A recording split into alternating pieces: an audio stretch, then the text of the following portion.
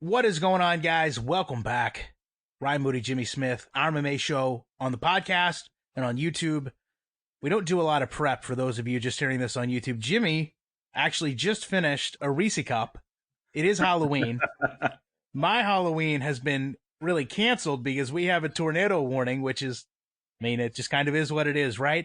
But on a serious note, we did want to start off the show. We really hadn't mentioned this, and I was hoping there would be a resolution before this came, but Walt Harris's stepdaughter went missing last week. Obviously, Walt Harris, big ticket, UFC heavyweight.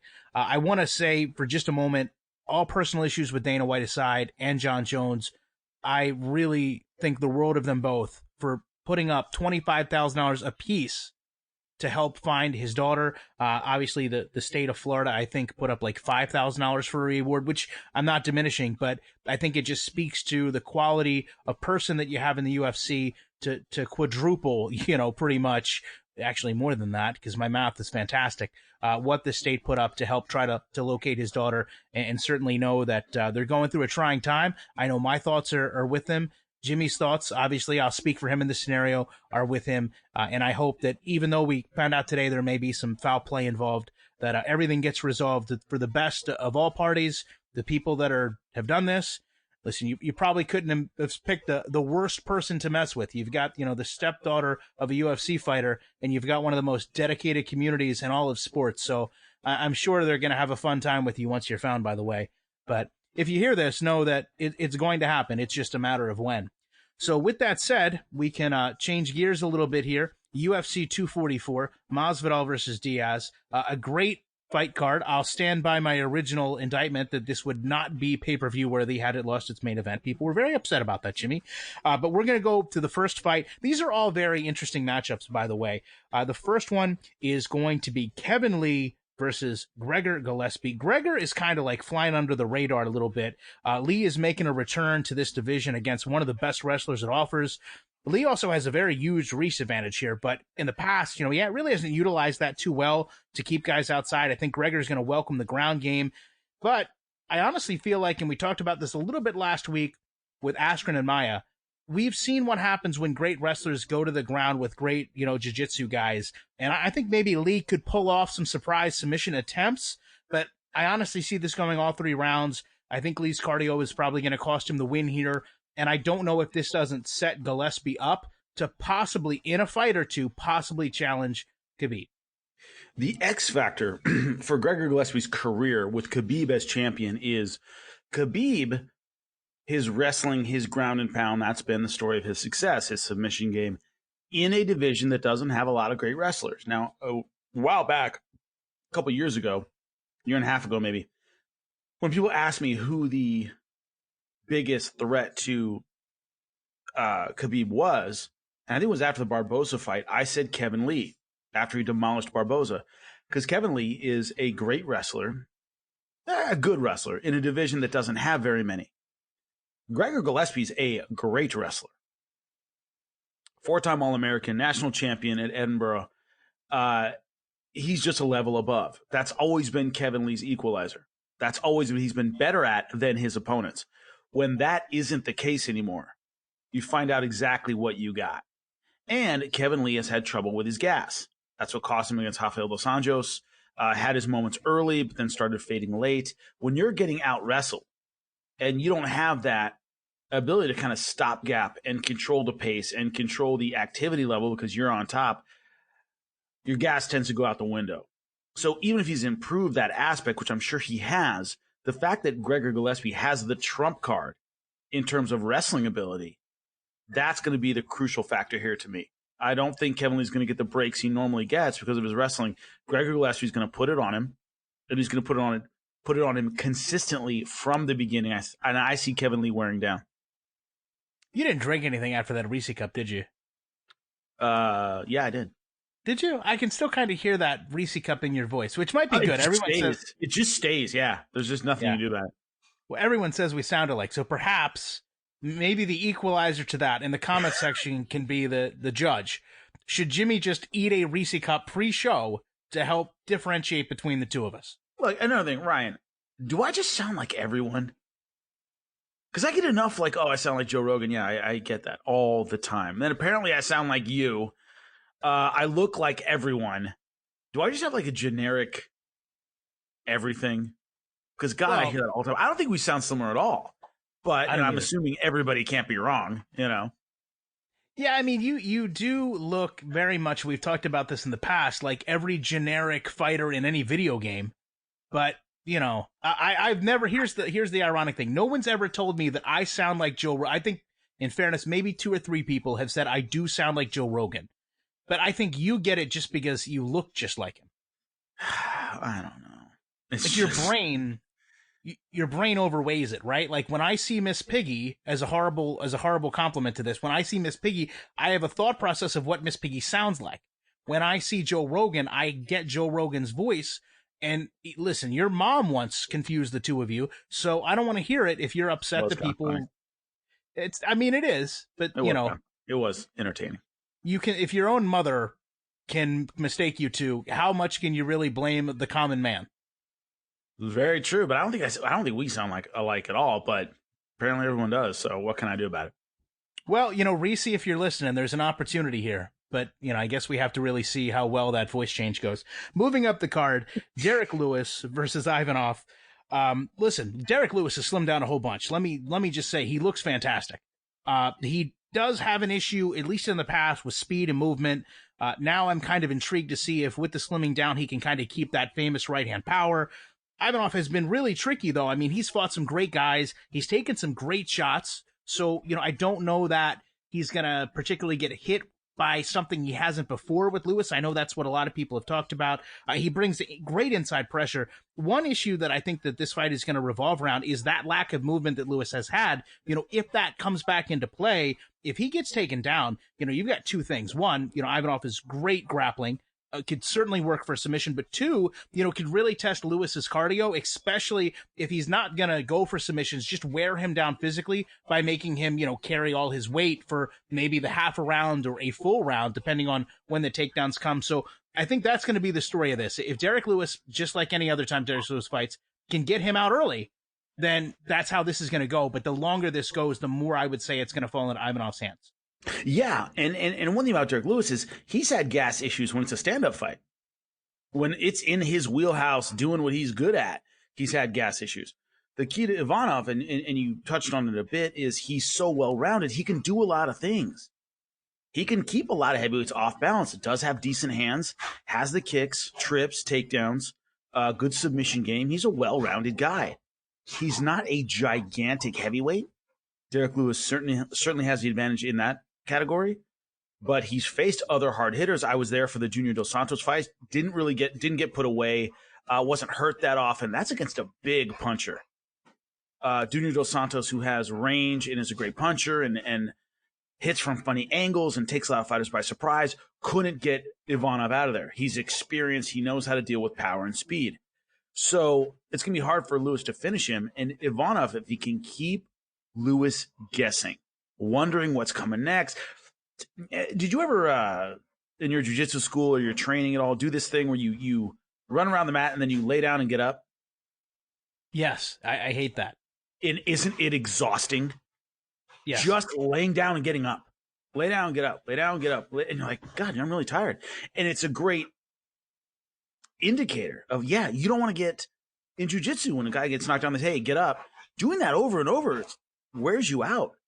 And so if he can keep Derrick Lewis guessing and keep him on his back and make him get up over and over again, make him work harder than he wants to work, physically it can be his fight. Yeah, no, that's terrible. It's like running gassers and then laying down for like 5 seconds and having to get up and do it again.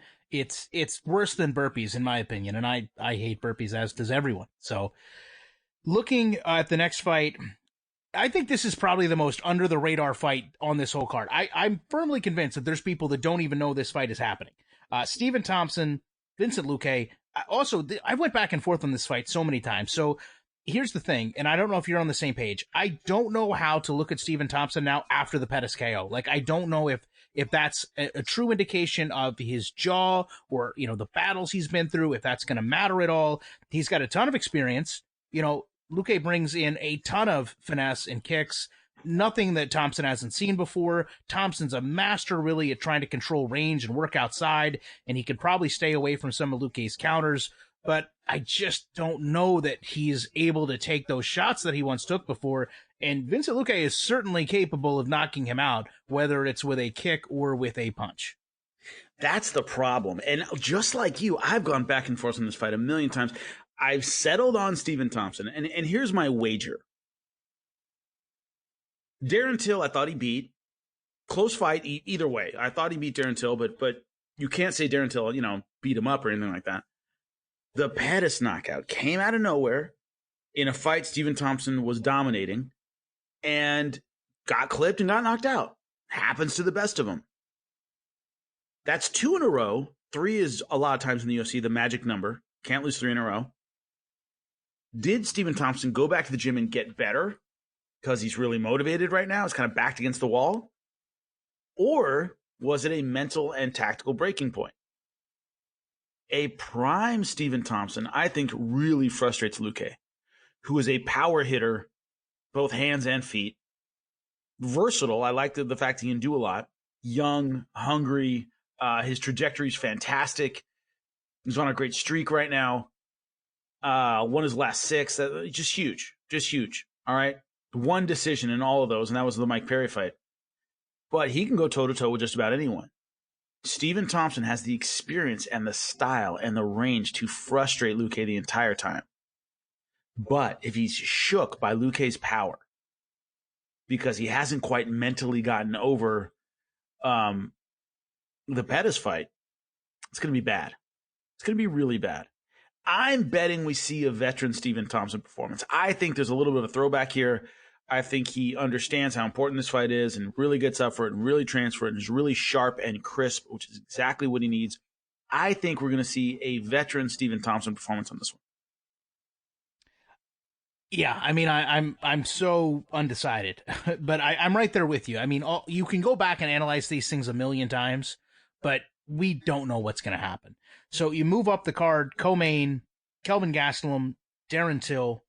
I will tell you, and I don't know if this is the right way to look into this, Darren Till's visa issues and the fact that he just arrived today are really deciding a lot of this fight for me. And props to Jared Cannonier for being ready if Till couldn't make it. I know, KG had kind of went back and forth as to whether he was going to do that fight.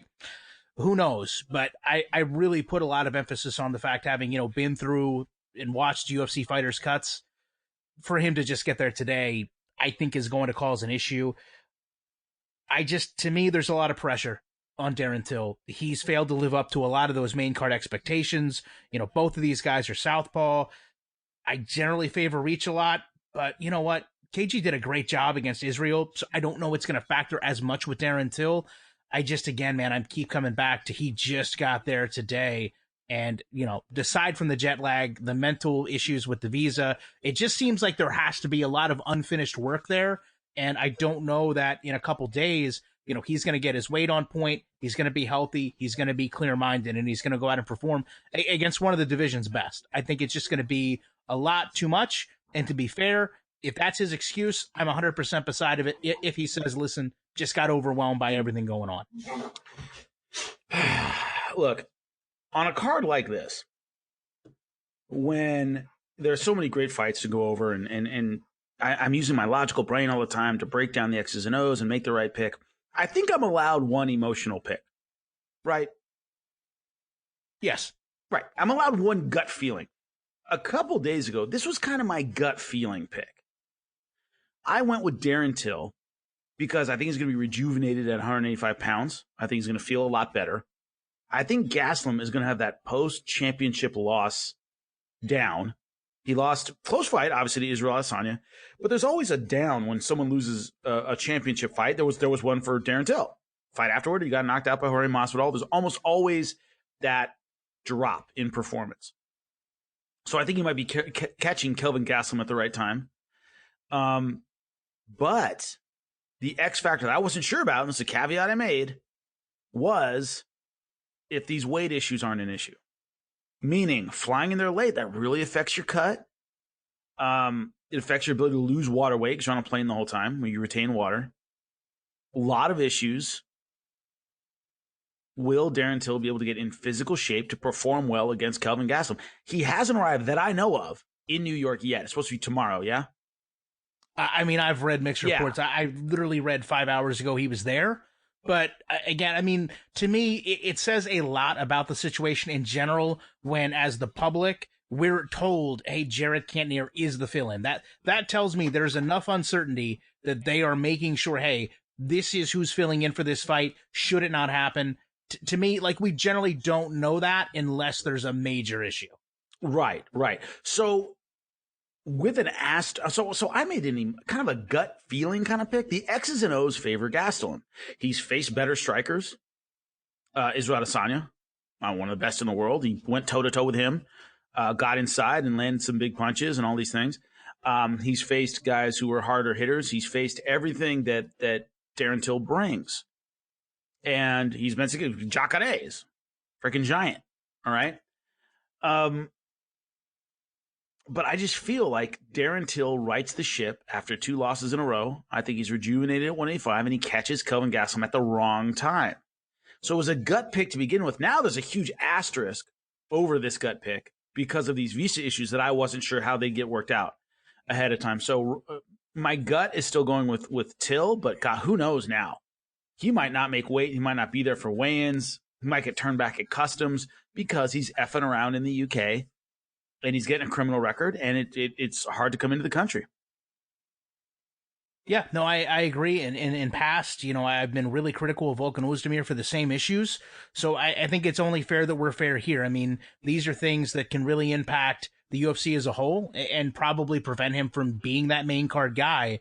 But at the same time, he is aware of those things. If he shows up and puts on a performance, then those are things that need to still be cleared up. They're not just going to let him in here because, you're, a top UFC middleweight all of a sudden. So with that said, we're going to move forward to the main event. The BMF belt is on the line. Jorge Masvidal, Nate Diaz. To me, I still go back and think about how long it's been since we've really seen Nate fight, okay? It's been a long layoff aside from the Gregor fight, and that worries me to a degree because we've talked about a lot in the past, the game changes a lot. And I know that he got a very good win against Anthony Pettis back in August, and he kind of rejuvenated himself, and he looked fantastic in that fight, by the way. Absolutely exceeded every expectation I had for him. I think that Diaz's volume can really impact Jorge's timing. And I also think that Diaz could probably get worn down with a lot of body shots. So I'm really torn about those two elements. I do know this is going to be a fun fight. I do know these are two guys that don't back down. They don't have cardio issues. But one of the things that I think really is going to be the story is Jorge's ability to adapt in game plan. And I think a lot of that comes from that street fighting background where you're kind of, I don't want to say making it up as you go, but now on a really high level, he's able to adapt within a round. And I think that might be the deciding factor against somebody that's really only fought at a high level twice in the past handful of years. Well, there are a couple differences. First off, a few people disputed what I said about Masvidal being kind of a bigger fit at 170. I think he competes. I think they're both natural lightweights. They're both natural 155ers. But Masvidal has the power to really compete at 170. And I don't feel Nate does or ever did. Of course, he beat Conor at 170, but natural 170 pounders are just too big for him. Masvidal, as we saw against Darren Till, is a giant 170, and Ben Askren, who's a decent size 170.